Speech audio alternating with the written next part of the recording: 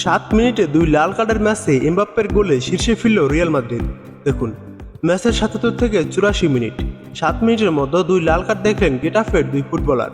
এর মাঝে রিয়ালের হয়ে দলের একমাত্র গোল করেন কিলিয়ান এমবাপ্পে। রোববার রাতে লা লিগার ম্যাচটিতে শেষ পর্যন্ত 1-0 গোলে জিতেছে রিয়াল মাদ্রিদ।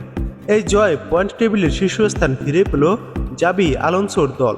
প্রতিপক্ষের মাঠে শুরু থেকেই আধিপত্য দেখানো রিয়াল প্রথম হাফে গোলের গ্যারো খুলতে ব্যর্থ হয়।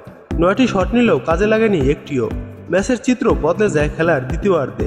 7 মিনিটের মধ্যে গেটাফের 2 ফুটবলার লাল কার্ড দেখলে তার মাঝে একটি গোল হজম করে তারা।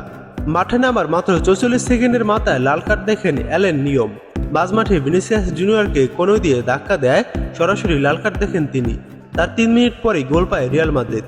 বদলি হিসেবে নামা গিলারের পাস পেয়ে গোল করেন এমবাপ্পে। ক্লাব ও জাতীয় দল মিলিয়ে টানা 11 ম্যাচে গোলের দেখা পেলেন এই ফরাসি তারকা। 84তম মিনিটে গেটাফের দ্বিতীয় ফুটবলার লাল কার্ড দেখেন। অ্যালেক্স সানক্রিস ফাউল করে ভিনিসিয়াসকে। তাকে রেফারি দ্বিতীয় হলুদ কার্ড দেখালে মাঠ ছাড়েন তিনি। ম্যাচের 74তম মিনিটে প্রথম হলুদ কার্ডটি দেখেছিলেন তিনি। 2 খেলোয়াড় কমতি থাকায় শেষ পর্যন্ত আর পেরে ওঠেনি গেটাফ। হার নিয়ে মাঠ ছেড়েছে তারা।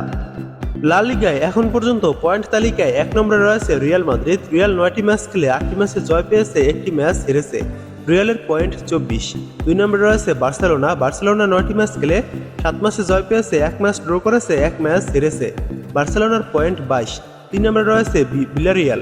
তারা 9 ম্যাচ খেলে 5 ম্যাচে জয় পেয়েছে, 2 ম্যাচ ড্র করেছে এবং 2 ম্যাচ হেরেছে। ভিলারিয়ালের পয়েন্ট 17। 4 নম্বরে রয়েছে অ্যাটলেটিকো মাদ্রিদ। তারা 9 ম্যাচ খেলে 4 ম্যাচে জয় পেয়েছে, 4 ম্যাচ ড্র করেছে ও 1 ম্যাচ হেরেছে।